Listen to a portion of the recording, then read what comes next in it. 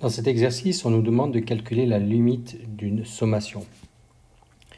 Donc ici, en fait, on a deux compétences qui sont visées. La première compétence, c'est de savoir calculer la somme de cette expression. Donc l'idée, c'est d'avoir une expression qui va plus dépendre de l'indice i. Et ensuite, dans un deuxième temps, on va calculer la limite du résultat. Alors on va commencer par faire la somme de cette expression. Alors je réécris ici, donc la somme de i est égale à 1 jusqu'à n de i plus 2 sur n carré. Alors première chose qu'on peut faire, c'est le n carré qui est ici, on peut le sortir de la sommation puisqu'il ne dépend pas de l'indice i. Donc ça va être égal, alors je vais peut-être mettre en noir comme ça, ça va être égal à 1 sur n carré qui multiplie la somme de i est égal à 1 jusqu'à n de i plus 2. Alors, je mets i plus 2 entre parenthèses parce que la somme elle porte sur le tout. Donc maintenant je vais m'intéresser à ce calcul ici, la somme de i plus 2. Donc on sait qu'on peut distribuer une somme. Donc ça on peut dire que c'est égal à la somme de i est égal à 1 jusqu'à n de i plus la somme de i est égal à 1 jusqu'à n de la valeur 2. Alors, cette première somme, i égale 1 jusqu'à n, donc c'est 1 plus 2 plus 3 jusqu'à n, ça c'est une somme particulière qu'on retrouve la formule dans l'aide-mémoire par exemple, et cette somme, elle nous donne n fois n plus 1 sur 2, ça c'est la somme des entiers. On peut trouver ça avec les progressions géométriques, arithmétiques notamment.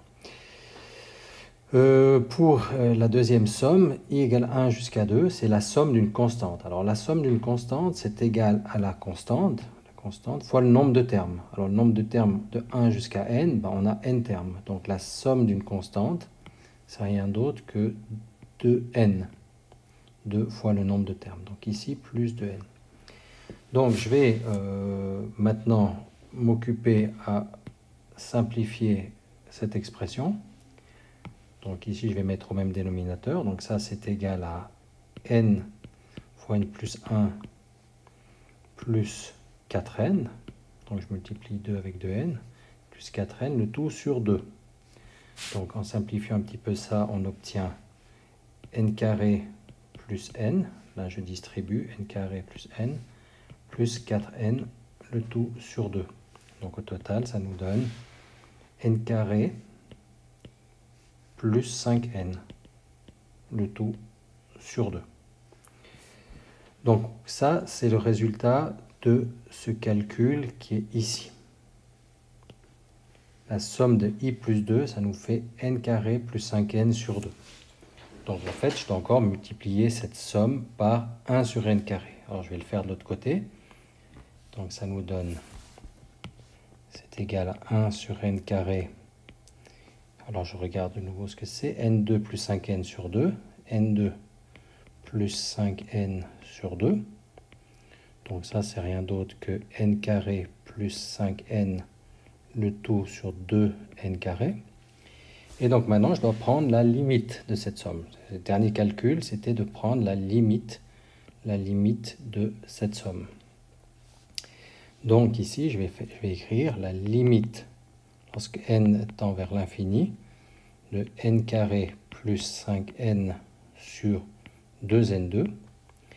Alors on peut mettre n2 en évidence, puisque c'est quelque chose, en fait, infini sur infini. Les termes, ici on a infini au numérateur, infini au dénominateur. Donc je vais pouvoir écrire ça, que c'est égal à la limite, lorsque n tend vers l'infini, de n carré en évidence, qui multiplie 1 plus 5 sur n. Je mets juste n carré en évidence au numérateur, et au dénominateur, j'ai 2n carré.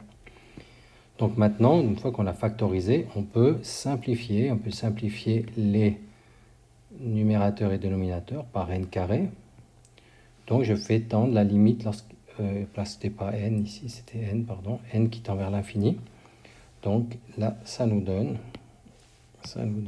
ici, c'est égal à, là je remplace n par infini, donc ça fait 1 plus 5 sur infini, le tout sur 2, donc 5 sur infini, ça tend vers 0, Et donc le résultat, ça fait 1 plus 0 sur 2. Ça nous fait simplement une demi. Et cet exercice est maintenant terminé.